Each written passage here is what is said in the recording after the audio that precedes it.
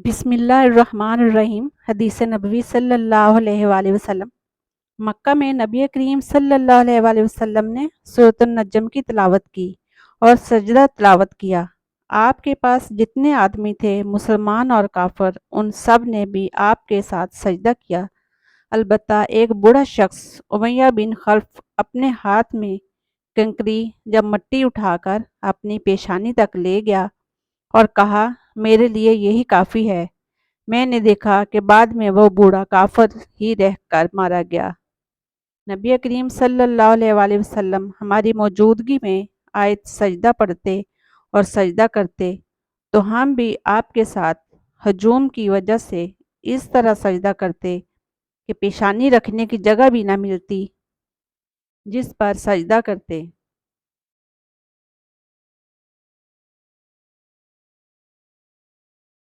ربیہ بہت اچھے لوگوں میں سے تھے۔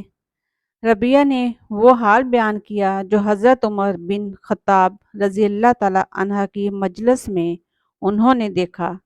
حضرت عمر رضی اللہ تعالیٰ عنہ نے جمعہ کے دن منبر پر سورۃ النحل پڑھی۔ جب سجدہ کی آیت وَلِلَّهِ يَسْجُدُ مَا فِي السَّمَاوَاتِ آخر تک پہنچے تو منبر پر سے اترے اور سجدہ کیا تو لوگوں نے بھی ان کے ساتھ سجدہ کیا۔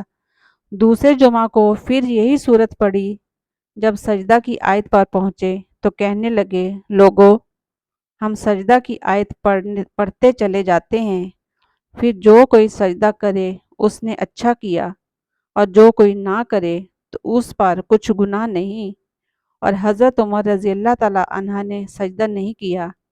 اور نافع نے حضرت عبداللہ بن عمر رضی اللہ تعالیٰ عنہ سے نقل کیا کہ اللہ تعالیٰ نے سجدہ تلاوت فرض نہیں کیا، ہماری خوشی پر رکھا۔ نبی کریم صلی اللہ علیہ وآلہ وسلم کسی ایسی صورت کی تلاوت کرتے جس میں سجدہ ہوتا، پھر آپ سجدہ کرتے اور ہم بھی آپ کے ساتھ سجدہ کرتے، یہاں تک کہ ہم میں کسی کو اپنی پیشانی رکھنے کی جگہ نہ ملتی۔ معلوم ہوا کہ ایسی حالت میں سجدہ نہ کیا جائے تو کوئی حرج نہیں ہے۔